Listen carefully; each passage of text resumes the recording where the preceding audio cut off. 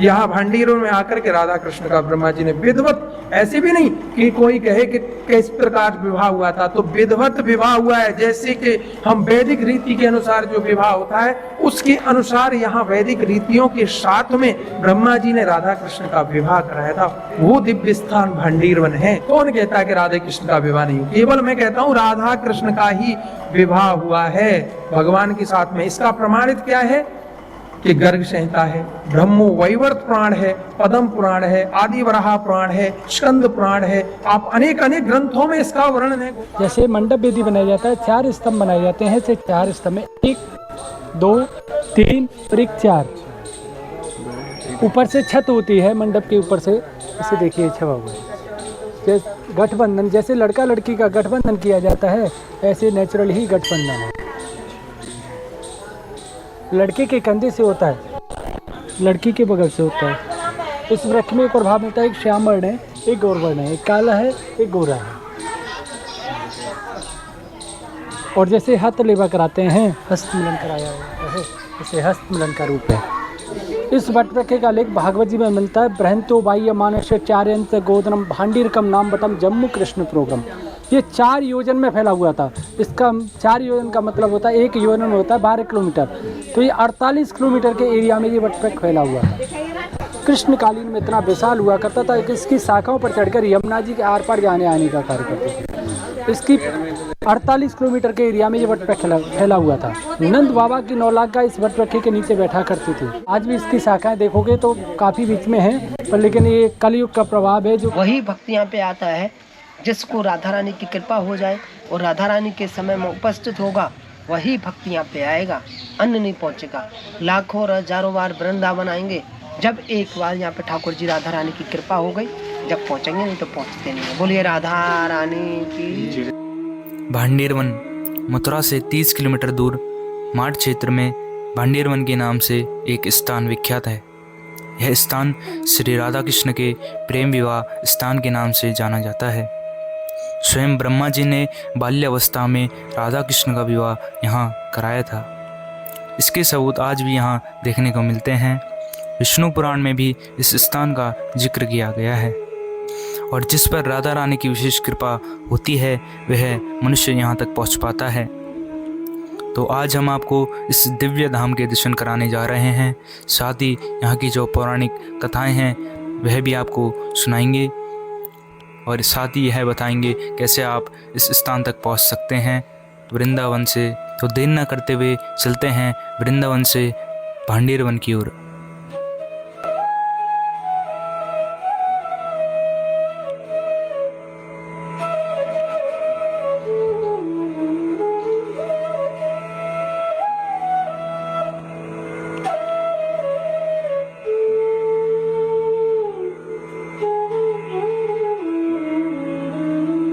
तो दोस्तों अभी हम हैं केसी घाट में और अभी हम जा रहे हैं भांडीरवन। तो यहाँ से हम जाएंगे, यमुना जी को हम पार करके जाएंगे और यहाँ जाने के लिए रास्ता आपको बड़ा ही लंबा पड़ेगा क्योंकि यहाँ पे डायरेक्ट कोई आपको वृंदावन से ऑटो नहीं मिलेगा। यहाँ जाने के लिए आपको सबसे पहले निधिवन आना पड़ेगा, निधिवन के बाद केसी घाट और केसी घाट के बाद माठ गाँव जाना पड़ेगा।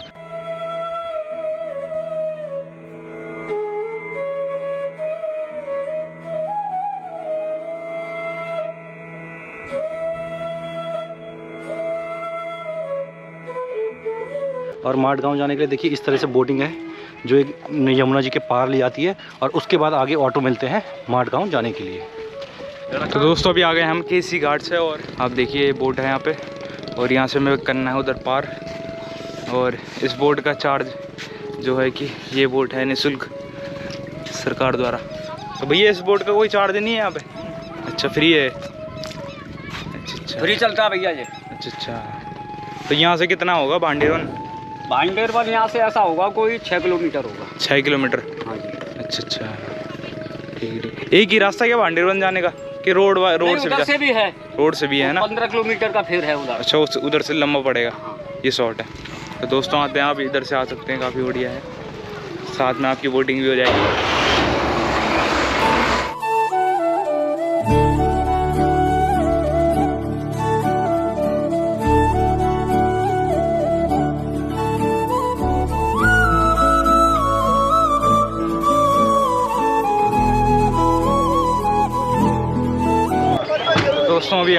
नदी पार करके आ गए हैं और अभी हम जा रहे हैं माट गाँव। आप देख सकते हैं यहाँ से 5 किलोमीटर है और यहाँ से कितने रुपये भाई किराया?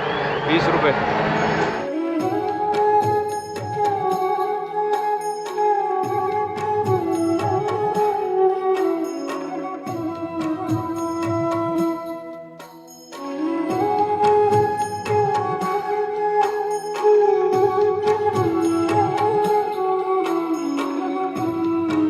तो दोस्तों भी पहुंच गए हैं हम भांडीरवन और अभी चलते हैं अंदर। यहाँ पे सामने ही आप देखिए भांडीरवन श्री राधा कृष्ण विवाह स्थल, और अभी चलते हैं यहाँ पे अंदर, दर्शन करते हैं।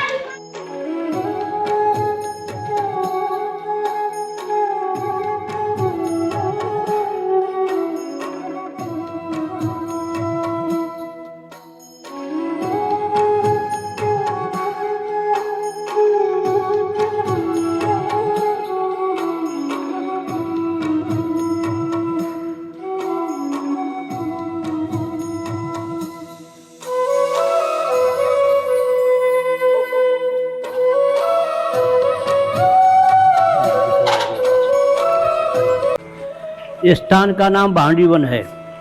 शास्त्रों पुराणों में भांडीवन की राधा कृष्ण की 5 लीलाओं का वर्णन मिलता है। सर्वप्रथम लीला, आप इस स्थान पर बैठे हो, राधा कृष्ण की शादी लगन ब्रह्मा जी ने कराई है। पूरे ब्रज में देखोगे तो कृष्ण के हाथों में बंसी मिलेगी। सामने देखो बंसी नहीं है।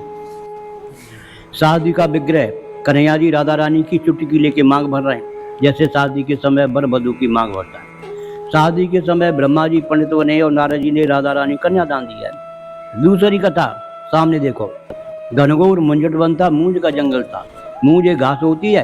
अच्छा। तो कृष्ण वहां गाय बछड़ों को मूंज में चरा रहे हैं, तो राक्षसों ने आग लगा दी। गाय जल रहे हैं, बछड़े जल रहे हैं। तो कृष्ण वहां ने अपने मुख से अग्निपान आग को पिया है, जिसको दावा अग्निपान लीला कहते हैं, अग्नि का पान किया है। तीसरी कथा इस साइड में देखो, दाऊद ने यहाँ प्रलंबासुर नाम का राक्षस था, उसका वध किया है। चौथी कथा उस साइड में देखो, ये दुर्वासा ऋषि का विग्रह विराजमान है।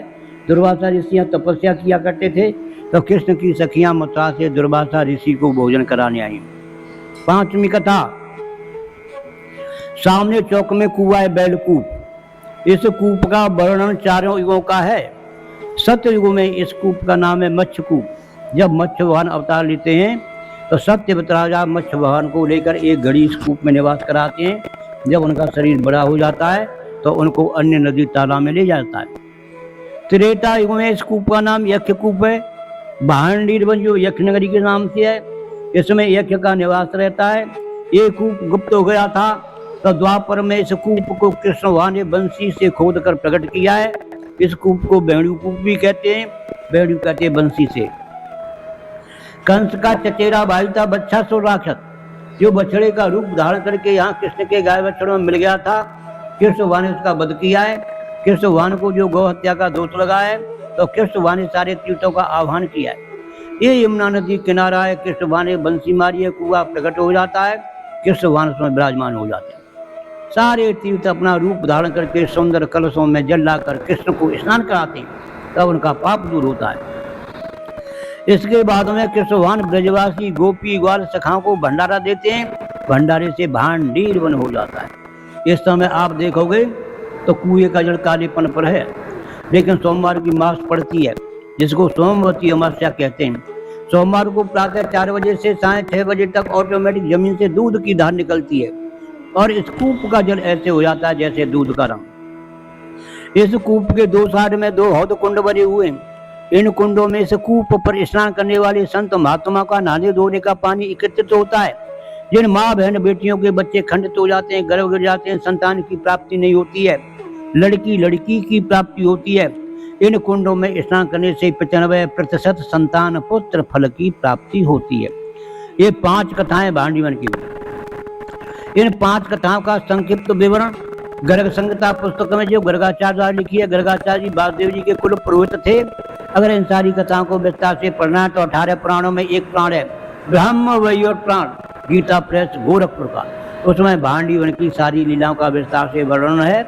ब्रह्म वैवर्त पुराण में कथाओं का सारांश जो 5 लाइन का है, उसे ध्यान से सुनो। एक झाड़ के नीचे राधा कृष्ण बैठे आपस में बातें कर रहे हैं। कृष्ण कहते हैं राधे सुनो, ये भांडीर वन जो मेरा गुप्त निकुंज नित्य कीड़ा स्थली वृंदावन है। जो भक्त आकर कूप पर स्नान करके मेरा दर्शन करेगा तो मेरे लोक को प्राप्त होगा। जो भक्त कूप का चरणामृत लेकर मेरा दर्शन करेगा तो देवलोक इंद्रलोक को प्राप्त होगा। और जो भक्त यहाँ बैठकर छाछ माधुकरी प्रसाद ग्रहण करेगा तो जाने अनजाने सारे पापों से मुक्त हो जाएगा। इस बात को सुनकर राधा रानी घबरा गई, बोली प्रभु आपने इतनी बड़ी बात कह दी। हर व्यक्ति बुरा सा बुरा कर्म करके चलो भांडीर कूप का स्नान कर लें और भांडीर बिहारी के दर्शन कर लें तो सारे पाप नष्ट हो जाएं। इस तरह से भक्तों की भीड़ लग जाएगी और हमारी आपकी नित्य मिलन कीड़ा का केंद्र होने का बाधा उत्पन्न होगी। तो कृष्ण कहते हैं राधे मैंने पहले बोला है गोपनीयम ये भांडीर वन जो मेरा गुप्त निकुंज नित्य कीड़ा स्त्री वृंदावन है। यहाँ की लीला को प्रकट नहीं करूंगा, प्रकाशित नहीं करूंगा, गुप्त रखूंगा। जब भक्त कम से कम 10 बार ब्रज में घूम जाएगा और उस पर विशेष कृपा करूंगा तभी यहाँ दर्शन के लिए आएगा, नहीं वृंदावन से वापस हो जाएगा। गोपाल बाबा भांडीर वन।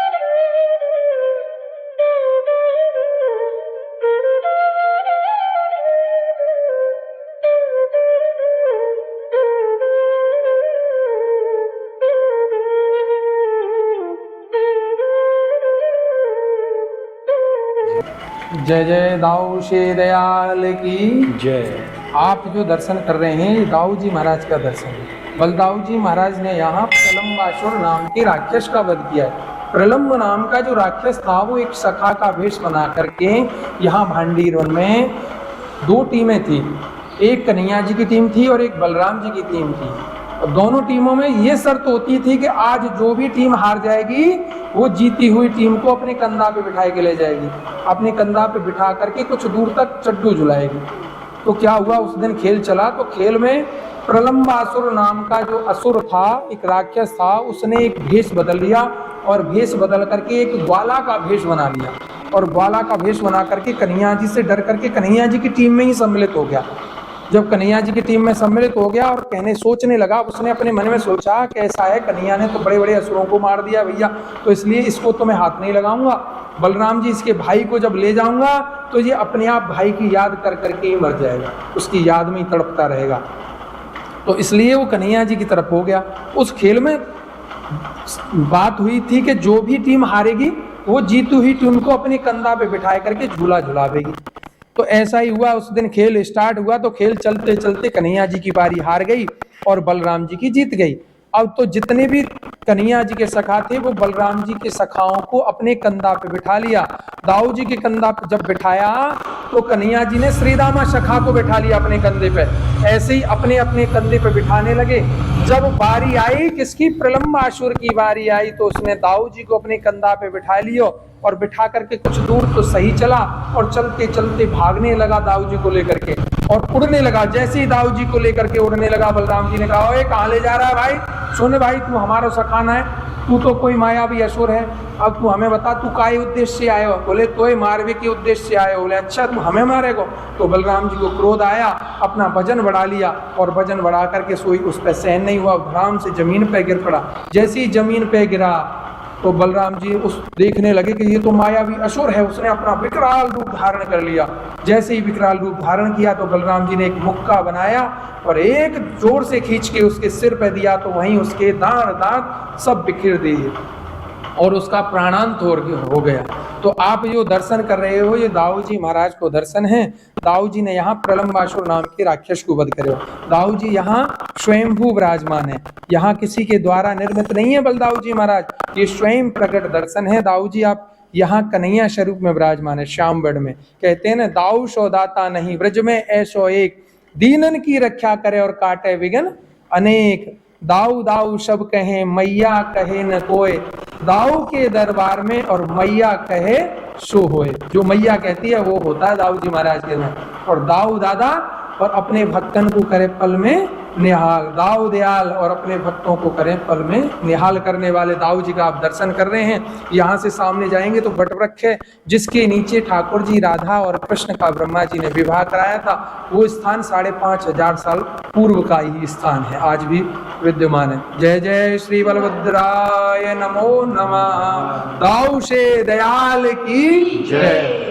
का विवाह का वर्णन अनेक शास्त्रों में मिलता है। कौन कहता है कि राधा कृष्ण का विवाह नहीं हुआ? केवल मैं कहता हूं राधा कृष्ण का ही विवाह हुआ है भगवान के साथ में। इसका प्रमाणित क्या है कि गर्ग संहिता है, ब्रह्मो वैवर्त पुराण है, पद्म पुराण है, आदि वराह पुराण है, स्कंद पुराण है। आप अनेक अनेक ग्रंथों में इसका वर्णन है, गोपाल चंपू है, गीत गोविंद है, अनेक शास्त्रों में इसका वर्णन है कि राधा कृष्ण का विवाह भांडीरवन में आकर के प्रिया प्रीतम का ब्रह्मा जी ने स्वयं विवाह कराया था, कोई और नहीं, स्वयं ब्रह्मा जी को इस अवसर का प्राप्त हुआ था। यहाँ भांडीरवन में आकर के राधा कृष्ण का ब्रह्मा जी ने विधिवत, ऐसे भी नहीं कि कोई कहे कि किस प्रकार विवाह हुआ था, तो विधिवत विवाह हुआ है। जैसे कि हम वैदिक रीति के अनुसार जो विवाह होता है उसके अनुसार यहाँ वैदिक रीतियों के साथ में ब्रह्मा जी ने राधा कृष्ण का विवाह कराया था। वो दिव्य स्थान भांडीरवन है, कोई ऐसी स्थली नहीं। बहुत से बोलते हैं कि राधा कृष्ण के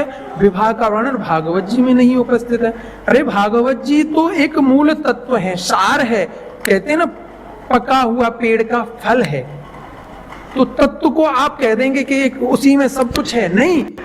अरे उसका प्रमाण अनेक अनेक ग्रंथों से, जैसे हमारी भागवत जी, श्रीमद् भागवत का जो भी उल्लेख है वो सबका निचोड़ करके लिखा है। पर सुखदेव जी महाराज थे ना, उनकी परम गुरु थी कौन? राधा रानी, इष्ट थी, इसलिए उन्होंने भागवत जी में कहीं भी श्री राधा रानी का नाम का उल्लेख का वर्णन नहीं किया है। श्री शब्द का उच्चारण किया है, विशेष गोपी के साथ में उच्चारण किया है, इसलिए विवाह का जो वर्णन है श्रीमद् भागवत में नहीं आता है। वहां भागवत जी में तो आप बात करेंगे तो 8 पटरानियों के साथ में रुक्मिणी जी महारानी, सत्यभामा, जामवंती, कालिंदी, ऐसे करके विवाह हुआ है। पर भांडीरवन में जो विवाह हुआ है प्रिया प्रीतम का, तो वो तो अलौकिक और दिव्य है, जिसमें समस्त देवताओं के द्वारा पुष्प वर्षा की गई थी, अनेक अनेक विधिवत उच्चारण, कहते हैं ना मंगलाचार, अनेक प्रकार के पक्षियों के द्वारा गुंजार गाया गया था। ऐसा ऐसा दिव्य यहाँ भांडीरवन में राधा कृष्ण का ब्रह्मा जी ने विवाह किया था, तो वो दिव्य स्थली है। ये तो कोई अगर ऐसा कहे, ऐसा प्रश्न करता है, और तौर में तो ब्रह्म वैवर्त पुराण के अनुसार कहता हूं कि जो भी राधा और कृष्ण में भेद समझता है, समझो कि उस ब्रह्मा जी की बनाई हुई सृष्टि में जब तक निवास करता है ना, तो घोर नरकगामी प्राप्त रहता है, ऐसा ब्रह्म वैवर्त पुराण कहता है। तो किसी भी प्रकार राधा कृष्ण में तो भेद ही नहीं करना चाहिए, वो तो तत्व तो एक ही है। कहते हैं ना हमारे हाथ में कितनी 5 उंगलियां होती हैं, जब मुट्ठी बना देते हैं तो एक ही हो जाती है। तत्व तो क्या है? प्रभु तो एक ही है, तत्व तो सब एक ही है। बोलिए श्री राधा युगल सरकार की जय। आप भांडीरवन में जाओगे, भांडीर वट के नीचे आओगे, वटवृक्ष के नीचे आज भी आपको ऐसे साक्ष्य मिलेंगे कि भगवान के विवाह का, जो कि आज भी ऐसे ऐसे साक्ष्य उसमें छुपे हुए हैं। जैसे कि विवाह मंडप, जैसे राधा कृष्ण के विवाह में जैसे विवाह होता है तो उसमें मंडप का निर्माण करते हैं, तो उस वृक्ष में ही स्वतः ही निर्माण है, 4 खम्भे 4 स्तंभ उसी में बने हुए हैं। जैसे लड़का लड़की की गठबंधन करते हैं तो उसमें गठबंधन है, उसी में राधे और श्याम 2 वर्ड अपने आप उभर के निकल करके आते हैं। तो ऐसी दिव्यता है उस वटवृक्ष के अंदर, जिस वटवृक्ष के नीचे प्रिया प्रीतम का ब्रह्मा जी ने विवाह कराया था। आप लोग भी वहां का दर्शन कीजिए। जय जय श्री राधा युगल सरकार की। तो राधे राधे जी। श्री राधे। ये प्रसाद के बारे में आप क्या बताने वाले थे? प्रसाद का महत्व क्या है ये? हाँ, ये भांडीवन में देखने में एक आम प्रसाद है, इसकी महिमा बहुत अद्भुत है। तो मेरा नाम इंदु लेखा है, श्री जी की असीम कृपा से हम यहाँ के सेवायत हैं। तो आप जब भी ब्रज में भ्रमण करने के लिए आओगे तो ठाकुर जी की अनेक लीलाओं का वर्णन मिलेगा आपको। तो इसी प्रकार हमारी भांडीवन में भी उनकी अनेक लीलाएँ हैं। प्रथम जो लीला है वो राधा रानी के विवाह की है, जिसके लिए हमारा स्थान भी विख्यात हुआ। ठाकुर जी की 9 लाख गाय यहाँ बैठ के विश्राम करती थी, तो माताएं जो भी प्रसाद में रख देती थी, सभी ग्वालवाल एकत्रित होकर दोपहर का भोजन लेते थे। और आप कभी किसी विवाह में जाते हैं तो बिना प्रसाद के नहीं आते, आप तो राधा रानी की विवाह स्थली आए हो। यहाँ पर राधा कृष्ण में मल्ल कीड़ा हुई, तय किया गया कि जो भी हारेगा उसको भंडारा करना होगा। ठाकुर जी हार गए थे श्री राधा रानी से, तो ग्वाल वालों के साथ मिलके यहाँ पे भंडारा किया। उसी के नाम पर इस स्थान का नाम भांडेर वन पड़ा। तो यहाँ पे सबसे बड़ा विशेष फल भंडारे का माना जाता है।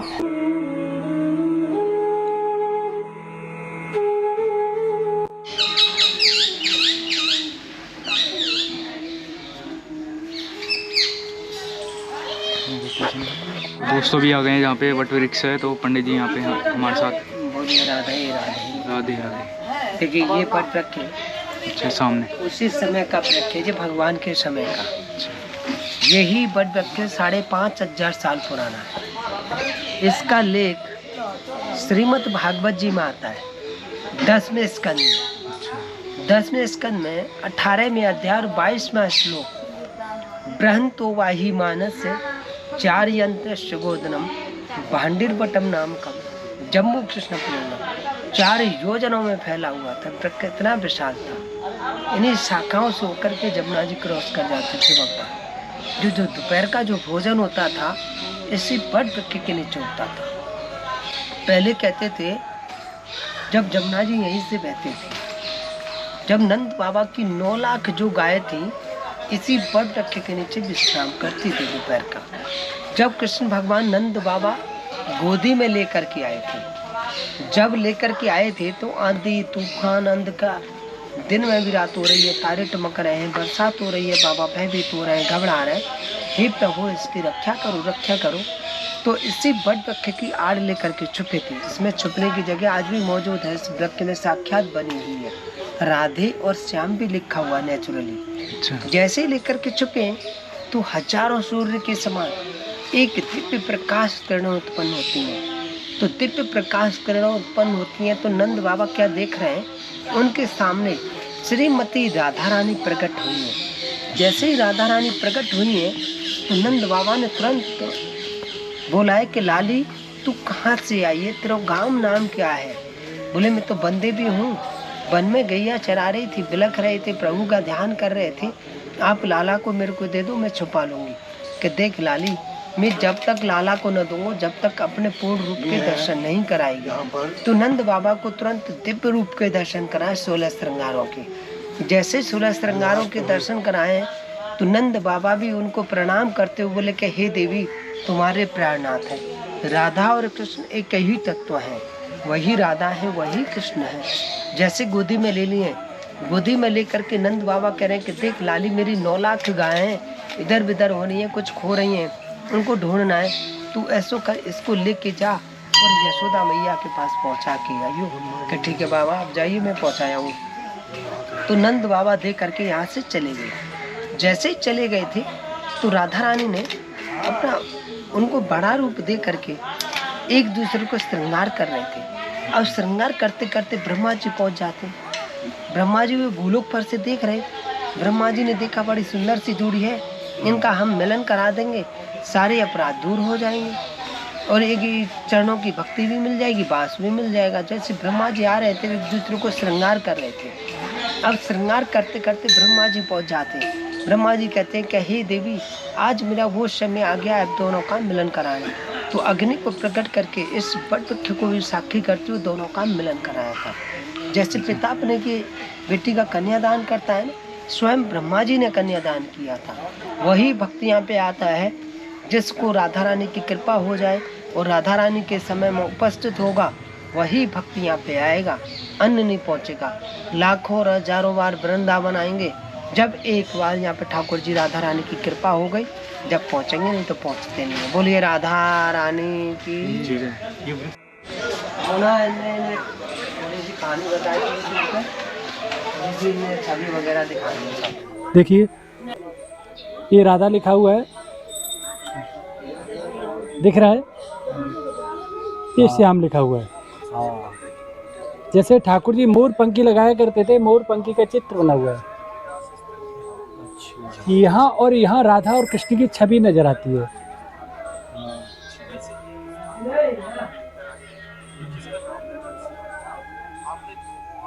और इस वट में मंडप वेदी बना हुआ है।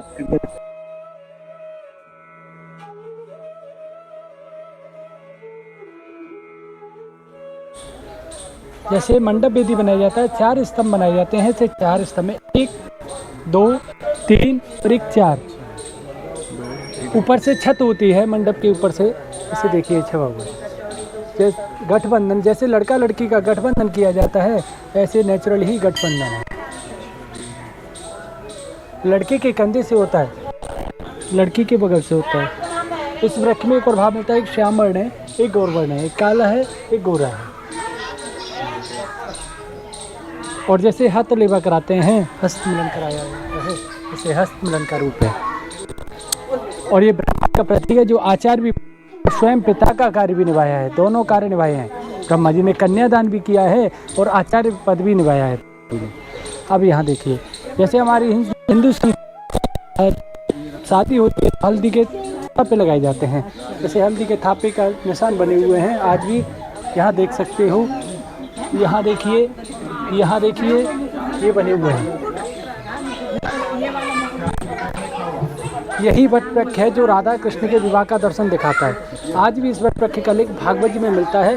कृष्ण कालीन में इतना विशाल हुआ करता था कि इसकी शाखाओं पर चढ़कर यमुना जी के आर पार जाने आने का कार्य करते थे। इसकी 48 किलोमीटर के एरिया में ये वट वृक्ष फैला हुआ था। नंद बाबा की 9 लाख का इस वट वृक्ष के नीचे बैठा करती थी। इस वट वृक्ष का लेख भागवत जी में मिलता है। बृहंतो बाह्य मानस्य चार्यंत गोदनम भांडीरकम नाम बटम जम्मू कृष्ण प्रोग्राम। ये 4 योजन में फैला हुआ था। इसका 4 योजन का मतलब होता है, 1 योजन होता है 12 किलोमीटर, तो ये 48 किलोमीटर के एरिया में ये वट वृक्ष फैला हुआ है। आज भी इसकी शाखाएं देखोगे तो काफ़ी बीच में हैं, पर लेकिन ये कलयुग का प्रभाव है जो कि थोड़े विस्तार से थोड़े सा उसमें आ गया, क्योंकि अहमसाबदाली नामक शासक हुआ था, उसने इस वट वृक्ष की शाखाएं सारी कुछ शाखाएं छोड़ी थी, इसमें से ये चल रहा है। बोलिए श्री राधे।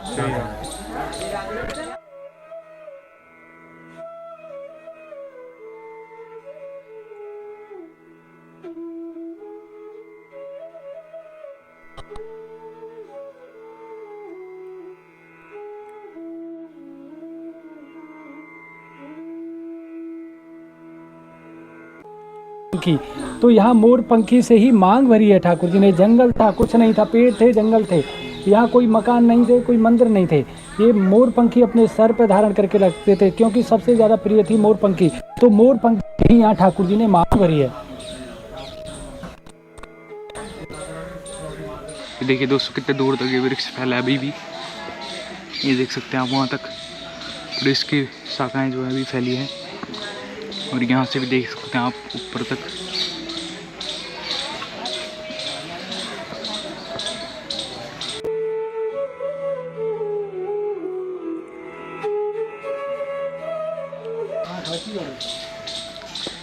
तो आप भी कभी भी वृंदावन धाम आते हैं तो यहाँ पे आ सकते हैं। बहुत ही सुंदर ये मंदिर है।